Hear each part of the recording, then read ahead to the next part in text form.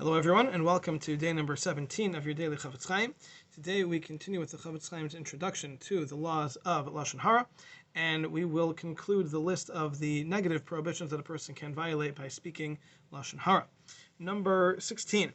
There are times where through Lashon Hara a person can also be in violation of what is, according to many opinions, a biblical prohibition of Leisachanifu es haaretz, of not using flattery.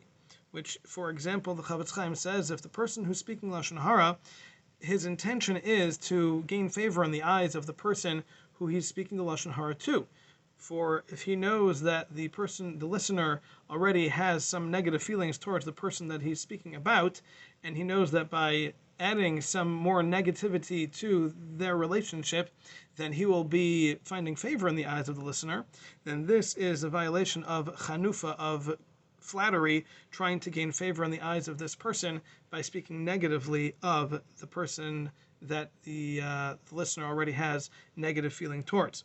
Not only does he not fulfill his biblical obligation of giving rebuke, meaning that the speaker really should be telling the listener that you need to rid yourself of the hatred that you have for this other individual. And not only is the speaker not doing that, but he's doing quite the opposite by strengthening the hard feelings and the negativity between the two of them, which is certainly a very severe prohibition. And the Chafetz Chaim continues and says that you should know that it's very common that when somebody speaks negatively of another, then the person who is listening will often, even if he knows that he should not be agreeing to this and he knows that it should not be said, he might nod in agreement. He might even add a few words just to be part of the conversation, because perhaps he wants to be on the good side of the speaker, or perhaps because he doesn't want to feel like the oddball who has nothing to add to the conversation.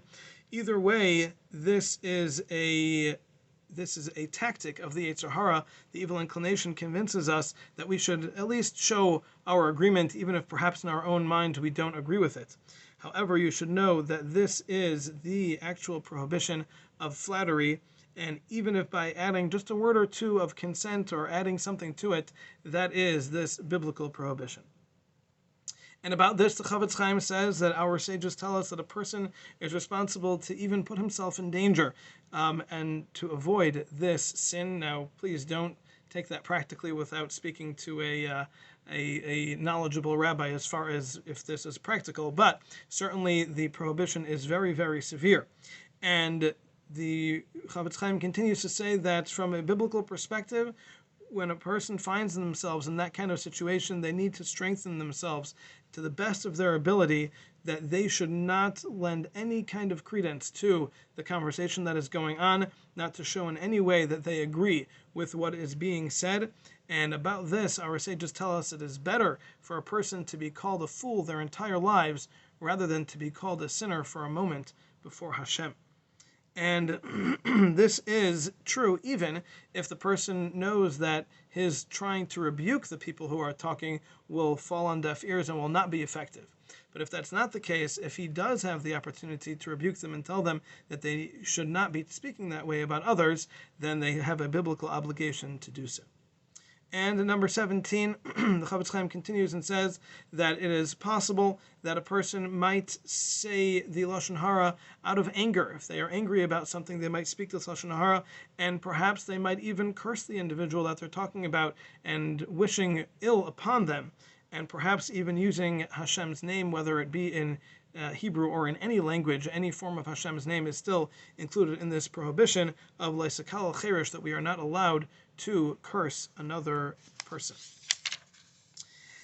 So the Chafetz Chaim concludes and says that we have now counted 17 different biblical prohibitions that will commonly come up for somebody who regularly speaks Lashon Hara and Rechilus. And this is if you're just speaking to a Jew, but someone who speaks negatively about Jews in front of non-Jews, that is much, much worse. They have compounded their violation, and it can even get to a point, perhaps, where a person will be considered an informant, which is an extremely severe description, and that will be discussed at a later time. Now, some of these prohibitions that we've mentioned carry with them a heavenly death penalty. Others will cause a person to lose their portion in the world to come, and other very, very severe consequences for the person who simply goes through life without giving pause to their lashon hara and rechilas. They just continue unabated, and by doing so, eventually they will end up violating all of these different prohibitions and will incur very, very severe consequences on account of this lashon hara that they are speaking.